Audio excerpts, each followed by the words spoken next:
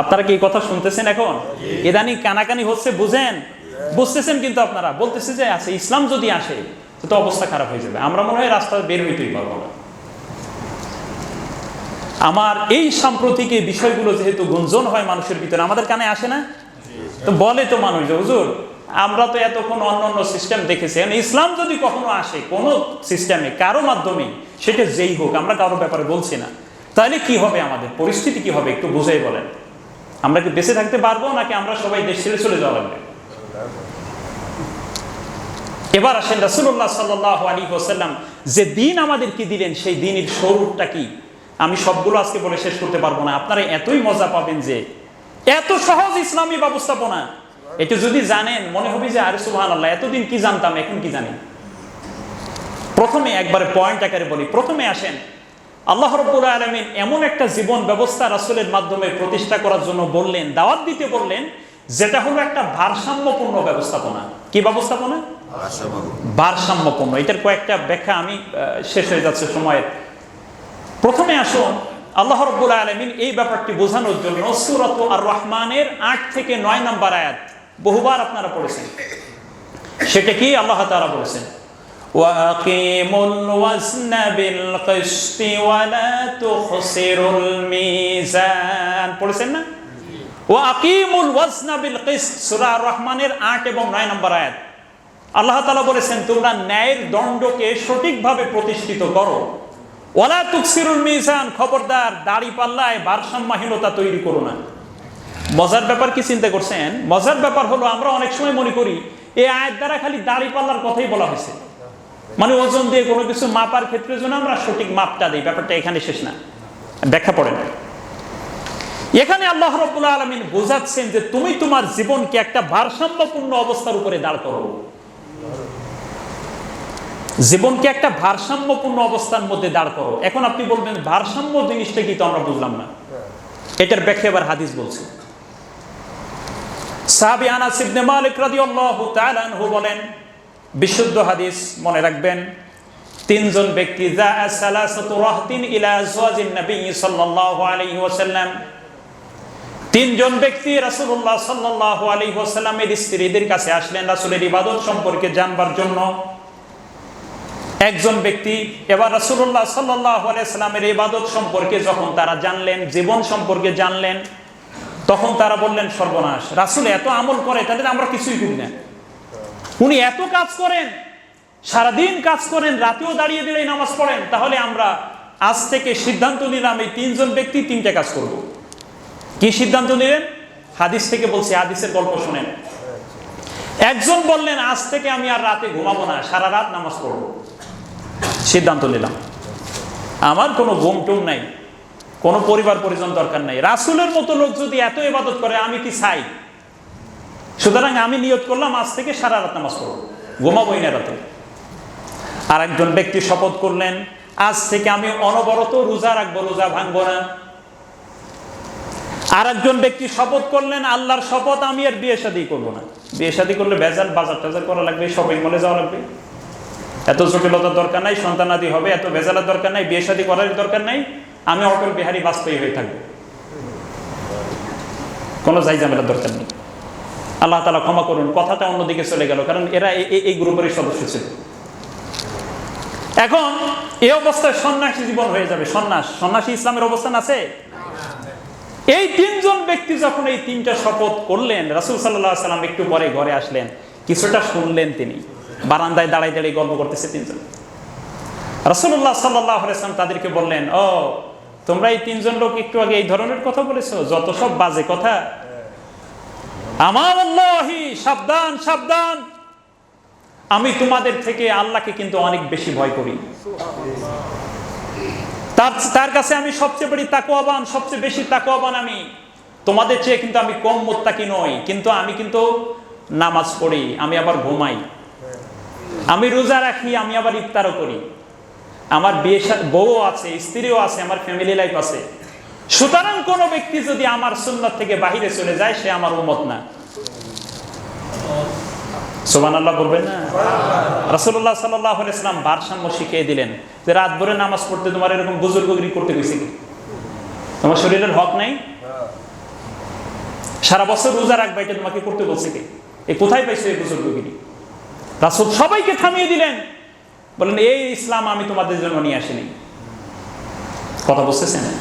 আমরা বর্তমান সমাজে এমন আমল করলে তো বলি সর্বনাশ, বিরাট বুজুর্গ, রাসূলের সুন্নাতের কাছেও নেই। তাহলে একটা হাদিসে আপনারা কি অনেক কিছু বুঝতে পারছেন না? এবার আসেন রাসূল সাল্লাল্লাহু আলাইহি ওয়াসাল্লাম অধিকাংশ সময় যে দোয়া সবচেয়ে বেশি করতেন সেটা কি? রব্বানা আতিনা ফিদ দুনিয়া হাসানা ওয়া ফিল আখিরাতি হাসানা ওয়া কিনা আযাবান নার। এই দোয়া সবচেয়ে বেশি রাসূল করেছেন। হে আল্লাহ, দুনিয়াতেও কল্যাণ দাও, আখিরাতেও। এই কল্যাণ মানে কি? হাসানা এখানে কিন্তু ইনডিফিনিট, অনির্দিষ্ট। এটা নাকেরা, আরবিতে বলে নাকেরা, ইংরেজিতে বলে ইনডিফিনিট। এটা অনির্দিষ্ট। হাসানা মানে অকল্যাণ, কল্যাণের কোনো নির্দিষ্টতা নাই। সব কল্যাণ তুমি আমাকে দান করো। সুবহানাল্লাহ বলেন।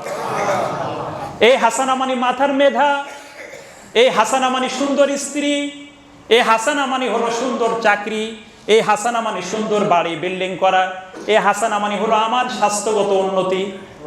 সব কিছু হাসানের পেটের মধ্যে আছে। একটা দোয়ার মধ্যে সব আছে, সেটা হলো এই দোয়া। অর্থাৎ আপনি খালি এই দোয়া পড়বেন, খেয়াল করবেন চাকরির দিকে, এই দোয়া পড়বেন, খেয়াল করবেন সন্তানের দিকে, চলে যাবে দোয়া। আপনার আর আলাদা বলার দরকার নেই। বোঝা গেল? দুনিয়াকে বাদ দিয়ে কি আখিরাত? দুনিয়াকে বাদ দিয়ে আখিরাত নয়। আমি একটা গ্লান্সে আর 3-4টে পয়েন্ট বলে আমি আজকে শেষ করছি। আফওয়ান, সেটা হচ্ছে দেখেন, তিনি মানুষ ছিলেন। তিনি মানুষ ছিলেন না? না ফেরেশতা ছিলেন? তিনি মানুষ ছিলেন। সুতরাং মানবীয় যত গুণাবলী মানুষ হিসেবে সাধারণত থাকে, সেটা তার মধ্যে ছিল কি ছিল না? দেখেন, তিনি ক্ষুধার্ত থাকতেন কিনা? ক্ষুধার্ত শুধু থাকতেন না, যারা সবাই ক্ষুধার্ত থাকতো তার তিনি নেতা থাকতেন। তিনি আগে না খাইয়ে প্রমাণ দিতেন আমি তোমাদের নেতা। সবাই একসাথে কাজ করছেন, নেতা খালি কমান্ড দিবে। রাসূল এমন কমান্ড দেন নেই। উনি সবার সাথে নিজে কাজ করেছেন, কাজ করে বলেছেন আমি এভাবে তোমাদের সাথে কাজ করি। রাসূল কাজ করছেন, একজন লোক দূর থেকে আসার পরে চিনতেই পারছেন না নবী কোনজন। জিজ্ঞেস করলো নবীকে, বলো ওই যে নবী নিচে কাজ করছেন, উনি নবী। এখন বিরাট একটা আলিশান দরবার, বাবে রহমত, বিরাট আলিশান। যত দরবার তত বড় বিশাল বডি, তত বড় বিশাল বিশাল পেট, মাশাআল্লাহ। সেখানে যাওয়ার পরে এমনি বুঝবেন উনি এই দরবারের লোক। আমার নবীকে বোঝার কোনো উপায় ছিল না।